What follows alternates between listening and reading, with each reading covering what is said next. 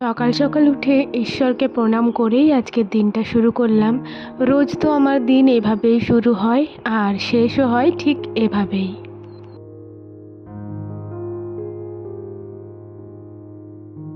Hello everyone, good morning. কেমন আছেন সবাই? আশা করছি সবাই খুব ভালো আছেন, সুস্থ আছেন, আর আমরাও বেশ ভালো আছি। আমার আজকের আরও একটি নতুন ব্লগে আপনাদের সবাইকেই স্বাগত জানাই। আজ বুধবার আর এখন সকাল 5:30 মতো বাজে। আর এখন থেকে আমি আমার আজকের ব্লগটি শুরু করছি। আশা করছি আমার আজকের ব্লগটি আপনাদের ভালো লাগবে। আর হ্যাঁ বন্ধুরা, ব্লগটি স্কিপ না করে পুরোটিই দেখার অনুরোধ রইল। কয়দিন ধরে ভিডিও এডিট করতে দেরি হয়ে যাচ্ছিল, সে কারণে মাই চাটা করে দিচ্ছিলেন। তো আজকে ওই জন্যই না তাড়াতাড়ি ভিডিওটা এডিট করে নিয়েছি। আসলে এখন তো তাড়াতাড়ি সকাল হয়ে যাচ্ছে, তাই না সবাই তাড়াতাড়ি উঠে বসে থাকছে। তো সেই জন্যই আর কি মা চাটা করে দিচ্ছিলেন। আজকে আমারও যেহেতু কাজটা তাড়াতাড়ি হয়ে গেছে, তো সেজন্যই আজকে আমি চাটা করলাম। আর দেখতে পেলেন এ বাড়ি থেকে জল নিয়ে চলে গেলাম। তো ওই বাড়ি থেকে চা করে সমস্ত চা দিয়ে খাওয়া দাওয়া শেষ করে এই বাড়িতে এসেছি। আর তারপরে ভাবলাম এই যে পাশের রুমটা, মানে আমার পাশের রুমটা 2 নম্বর রুমটা, ওটার জামা কাপড়গুলো দেখতেই পাচ্ছেন কত জামা কাপড়। তো ওগুলি ভাবলাম একটু গুছিয়ে দিই। মানে এখানে আর কি কাকুদের আরে সবার জামা কাপড় থাকে, তো 3-4 জনের জামা কাপড় থাকে। তো বুঝতেই পারছেন কতগুলো জামা কাপড় হবে। তো সেই জন্যই আর কি ওগুলো সমস্তটাই গুছিয়ে দিলাম। আর এই পাশে কাকিমাদের শাড়িগুলি আরে রয়েছে, তো ভাবলাম এগুলোও গুছিয়ে দিই। যখন ওগুলো গুছালাম, আসলে গুছিয়ে বাগিয়ে রাখলে দেখতে তো খুবই ভালো লাগে, কিন্তু কত আর রাখবো বলুন তো। মানে রাখলেও আবার ওই রকমই হয়ে যায়, কেউ গুছিয়ে রাখবে না। তো সে কারণেই না রাগ করে অনেক দিন রাখিনি। তো আজকে ভাবলাম যে না, একবার রেখেই দিই। তো ওই যে ভালো করে গুছিয়ে রাখলাম। আর তারপরে ঘর দুয়ার সমস্তটাই ঝাড় দিয়ে নিয়েছিলাম। আর আজকে মাই ঘরগুলো মুছে দিয়েছেন, মানে ওই বাড়িতেও মা মুছে দিয়েছে আর এই বাড়িটাও মা মুছে দিল। মার রুমটা তো প্রথমেই ঝাড় দিয়ে দিয়েছিলাম, তো সে কারণে মা আর কি ঘরটা মুছে দিল। আর তারপরে মা আজকে সরটা নেড়ে নিচ্ছেন, মানে মা হাতে করেই নাড়বে। তো সে কারণে মায়ে নেড়ে নিল আজকে, আর আমি নাড়লাম না। আবার মিক্সি টিক্সি বের করতে হবে, মা বলছে আমি নেড়ে নিচ্ছি নাও। তো তারপরে এই যে ঝাড়টা দিয়ে দিচ্ছি, আর একদম ওই মাথা অবধি ঝাড়টা দিয়ে দেবো। যদিও ওইদিকে সেরকম কোনো নোংরা ছিল না, তাও ভাবলাম হালকা উপরে উপরে ঝাড় দিয়ে দিই, এতে করে দেখতে বেশ ভালো লাগে। তো ওই দিকটা জল ছড়ায়নি তো, আর ওদিকে যেহেতু লেপাও হয়নি অনেক দিন হয়ে গেল, তো সেই জন্যই আর কি অনেক ধুলো উড়ছিল দেখলেন। আর ঠাকুমা ওদিকে গেল সবজি কাটতে। আর এই যে বালতিটা নিয়ে এলাম, বালতির মধ্যে সমস্ত নোংরাগুলো কুড়িয়ে দিলাম। আর তারপরে বাকি যে ধুলোগুলো ছিল ওগুলো ওখানটাতেই ওপর দিক করে জড়ো করে রেখে দিলাম। আর ঝাঁটাটা না শুধুই খুলে যাচ্ছে, তো সে কারণেই আর কি মানে ঝাঁটার খাড়িগুলো পড়ে যাচ্ছে, আর ওগুলো সমস্তটা আবার গুজে গুজে রাখতে হচ্ছে। তো এই যে ঝাঁটাটা ধুয়ে দিলাম, বাসি ঝাঁটা, যেহেতু বাসি ঘরটা ঝাড় দিলাম বলেই ধুলাম, বিকালবেলা কিন্তু আর ধুই না। আর তারপর না আজকে ভাবছি একটু কলপাড়টা ভালো করে ধোবো। সকালবেলায় জানেন জল নিতে নিতে না অনেক মানে পড়বো পড়বো অবস্থা হয়েছিল। মানে যদিও সেরকমভাবে শ্যাওলা হয়নি, কিন্তু ওই পাম্পটার কাজটা না একটু মতো শ্যাওলা হয়ে গেছে, তো সেজন্যই আর কি পাটা পিছলে গেছিলো।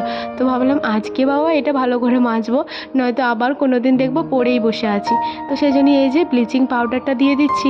আর ব্লিচিং পাউডারটা দিলে না একটু তাড়াতাড়ি মানে এটা উঠে যায় আর ভালোভাবে পরিষ্কার হয়ে যায়। তো ব্লিচিংটা দিয়ে দিলাম। আর তারপরে দেখুন ভালো করে ব্রাশ করে নিচ্ছি। এই যে জামা কাপড় কাচা ব্রাশটা, এটাই করি আর কি ব্রাশটা করে নিচ্ছি। আর একটা ছোট্ট মতো ব্রাশ আছে, ওইটাই করে এই কোনাগুলো পরিষ্কার করে নেব, কারণ এই কোনাগুলো না বড় ব্রাশটাই করে পরিষ্কার হচ্ছে না। তো এই যে দেখুন খুব সুন্দর উঠে যাচ্ছে জানেন। মা বলছিল যে একটু কিছুক্ষণ রাখো, তাহলে দেখো আরও তাড়াতাড়ি উঠে যাবে, কিন্তু আমার আর ধৈর্য ধরে কি। বললাম যে পাশে শ্যামলাগুলো রয়েছে ওগুলো না হয় একটু পরেই মাজবো, যে পাশে কম রয়েছে সেগুলোই আগে মাজতে শুরু করি। আর তারপর দেখুন কলের এই গোড়াটাতেও না অনেক শ্যামলা হয়ে গেছিলো, তো সেজন্য এগুলোও ভালো করে মেজে দিচ্ছি। ব্লিচিং দিয়ে মাজলে তো ভালো করে উঠে যায়, কিন্তু ব্লিচিংয়ের গন্ধটা না খুব একটা ভালো লাগে না। আবার আমার খুব একটা খারাপও লাগে না, মানে আমার ভালো লাগে না। তো মায়ের তো আবার এতটাই খারাপ লাগে যে বমি পেয়ে যায়, তো আমারও একটু খারাপ লাগে বটে, তবে বমি পাওয়া যাওয়ার মতো নয়। তবে অনেকক্ষণ ধরে ঘাটছিলাম তো একটু কেমন গাটা করছিল। আর তারপর দেখুন ভালো করে পাম্পের জলে একদম সুন্দর করে ধুয়ে দিলাম। আর কি সুন্দর চকচক করছে দেখুন, মানে কলপাটা চেনাই যাচ্ছে না আমার। আর তারপরে এই যে হাত মুখ ধুয়ে নিচ্ছি। এখানে যেন আর জুতো পরে উঠতেও ভালো লাগছে না, তাই খালি পায়েই হাত পাগুলো ধুয়ে নিলাম, ওপরে জুতোগুলো ছেড়ে রেখেছিলাম। আর তারপর দেখুন ঘরের মধ্যে চলে এসেছি। সুব্রত জামাটা তো বারবার শুধু কাচাই হচ্ছে আর আয়রন করে রাখা হচ্ছে না, এবারে বাইরে রয়েছে, তাই শুধু মনে হচ্ছে আরেকবার ধুয়ে দিই। তো সেই জন্যই আর কি আজকে ভাবলাম যে না, এটা একদম কেচে আয়রন করে রেখে দেবো, নয়তো আবার আমাকে এটা ধুতে হবে। তো আজকে এই যে আয়রনটা করে নিচ্ছি। আর তারপরে আজকেই এটা গুছিয়ে রেখে দেবো, বাইরে আর রাখার কোনো সিন করব না। জানেন তো বন্ধুরা, আমার হাজব্যান্ড নেই বলে না এই সব কাজগুলো থেকে এখন আমি রেহাই পেয়েছি। নয়তো ও যখন থাকে তখন একটা জামা একবেলা পরবে, আবার একটা জামা আরেকবেলা পরবে। তো ওগুলো কাচতে আয়রন করতে যে আমার কী অবস্থা হয় কি বলবো। আর আমার না বিনা আয়রন করা জামা পরলে একদম ভালো লাগে না, তো সেই কারণে একটু কষ্ট করেই আর কি আয়রনটা করে দিই। আর এই যে ভালো করে গুছিয়ে নিলাম, এবারে আর কি আলমারির ভিতরে সমস্তটাই ঢুকিয়ে দেবো। অনেক কটা জিনিসই আলমারি থেকে বেরিয়ে গেছে, তো সেগুলোও আর কি ভালো করে ঢুকিয়ে দেবো। তো ভালো করে গুছিয়ে নেওয়ার পরে আরেকবার চাপ দিয়ে দিয়ে আয়রনটা বসিয়ে দিলাম, একদম সেট হয়ে যাবে তাতে। আর সেদিন যে শাড়িটা পরেছিলাম না, মায়ের শাড়িটা, তো ওইটার জন্য তো সবুজ সাওয়াটা বের করেছিলাম আমার। তো ওই সবুজ শাড়িটার সাথে যে সাওয়াটা বের করেছিলাম ওটা আবার ভালো করে গুছিয়ে রেখে দিলাম। আমি না এভাবেই প্রত্যেক শাড়ির সাথে ম্যাচিং ম্যাচিং সাওয়াটা শাড়ির ভেতরেই গুছিয়ে রেখে দিই। এতে করে আমার আর কি এক্সট্রা আর কোনো খুঁজতে হয় না, একবারেতেই সমস্ত জিনিসটা পাওয়া যায়। আর এই যে সমস্ত জিনিসগুলো ভালো করে গুছিয়ে ঢুকিয়ে দিলাম, আর তারপরে আলমারির কভারটাও লাগিয়ে দিলাম। এই কভারটা না থাকলে যে কি হতো, প্রচণ্ড ধুলো হয়ে যেত আর খুবই কষ্ট করতে হতো আমাকে, প্রত্যেক দিন মুছতে হতো আর কি। আর এই বাড়িতে এসে পরে দেখছি আলু সেদ্ধ চাপিয়ে গেছিলাম আর কাকু এদিকে গ্যাসটা খুলে দিয়েছে। মানে কাকুকে তো বলছিলাম যে কাকু গ্যাসটা বের হচ্ছে না কেন, একবার খুলে দেখবেন। তো সে কারণেই আর কি কাকু এদিকে গ্যাসটা খুলে দিয়েছে আর আলুগুলো নামিয়েই দিয়ে দিয়েছে। আমি যখন আলুগুলো মাখার জন্য এধারকে এলাম তখন দেখছি আলুর বাটিটা নামানোই রয়েছে। তো কি আর করব, কাকিমাকে বললাম, কাকিমা আবার এই যে আঁচ দিয়ে দিলেন। তারপর উনানের মধ্যেই আবার আলু সেদ্ধটা বসালাম। তো এতে করে আমার খেতেও আজকে একটু দেরি হয়ে গেল। আর তারপর না খাওয়া দাওয়া সেরে ছাদে এসেছিলাম। আর ছাদে এসে দেখছি টিপ টিপ কি সুন্দর বৃষ্টি পড়ছে। ভেবেছিলাম যা মেঘ করেছে প্রচণ্ড পরিমাণে বৃষ্টি হবে, কিন্তু সে গুড়ে বালি, সেটা তো আর হলো না। তবে হ্যাঁ, এই ওয়েদারটা মজা নিতে খুবই ভালো লাগছিল। আর খুবই মজাও লাগছিল যে আজকে একটু ঠান্ডা ঠান্ডা ওয়েদার রয়েছে।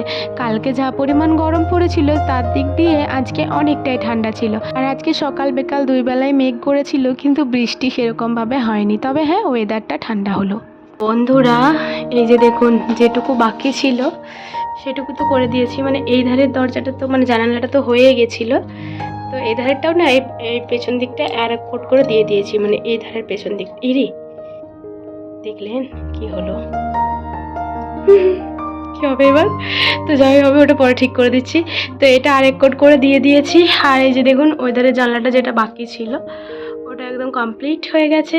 আর দেখতে বেশ ভালো লাগছে। অনেকক্ষণ সময় লাগলো জানেন, 11:30 থেকে একদম 1:30 অবধি। তো 1:30টার সময় হলো আর আধ ঘন্টা রেস্ট করলাম। তারপরে এই যে মা খেতে ডাকলো, তো চলুন খেয়ে আসি। আর এটা যে কি হবে, দেখলেন কি করলাম আমি। থাক, এটাই থাক, একদম নিখুঁত জিনিসটা ভালো নয় বলুন। আর এদিকে দেখুন ইতিপিসমনের মা আচার দিয়েছে। তো মা এটা এখানে লক্ষণ গন্ডি দিয়ে রেখে দিয়েছে, নয়তো আবার পিঁপুড়ি লেগে যাচ্ছে। এখানে প্রচণ্ড পিঁপুড়ি হয়েছে জানেন। তো এটার জন্য ওই বাড়িকে নিয়ে যাই, ভাতের সাথে খেয়ে নেব। তাহলে চলুন, পরে আবার দেখা হচ্ছে। খাওয়া দাওয়া সেরে এই যে বাসন নিয়ে কলপার্কে চলে এসেছি। আর আজকে না ভীমবারটা শেষ হয়ে গেছে, সেজন্য একটু সার্ফের গুঁড়ি দিয়ে দিলাম। আর তারপরে সার্ফের গুঁড়িটা দিয়েই আজকে বাসনগুলো মেজে নেব। আর দেখুন বন্ধুরা, কলপারটা কত চকচক করছে, তাই না? আসলে যখন কলপারটা মাজা হয় না তখন বেশ কিছুদিন খুব সুন্দর চকচক করে, আর সেরকমই আজকে লাগছে। আর তারপরে এই যে বাসনটা মেজে নিচ্ছে। আর এই মুহূর্তে না রোদের তাপটা একটু লাগছে, তো সেজন্যই আর কি মাথার মধ্যে ওড়নাটা দিয়েই এই বাসনগুলো মেজে নিচ্ছি, নয়তো মাথাটা কিন্তু আরও গরম হয়ে যাবে। আর কাকিমা আর আমি বাসনগুলো মেজে নিচ্ছি। মানে আমি মেজে নিচ্ছি, কাকিমা ধুয়ে নিচ্ছে। এভাবেই তো দুপুরে রাত্রের বাসনগুলো ধোয়া মাজা করা হয়। বন্ধুরা, আমার আজকের ব্লগটি এতদূর পর্যন্ত যারা যারা দেখলেন তাদেরকে আমার অসংখ্য ধন্যবাদ আর অনেক অনেক ভালোবাসা। আপনি বা আপনারা যদি আমার এই ভিডিওটি এতদূর পর্যন্ত দেখে থাকেন তাহলে অবশ্যই ভিডিওটিতে একটি লাইক করে দেবেন এবং সাবস্ক্রাইব করে আমার ছোট্ট চ্যানেলটির পাশে থাকবেন।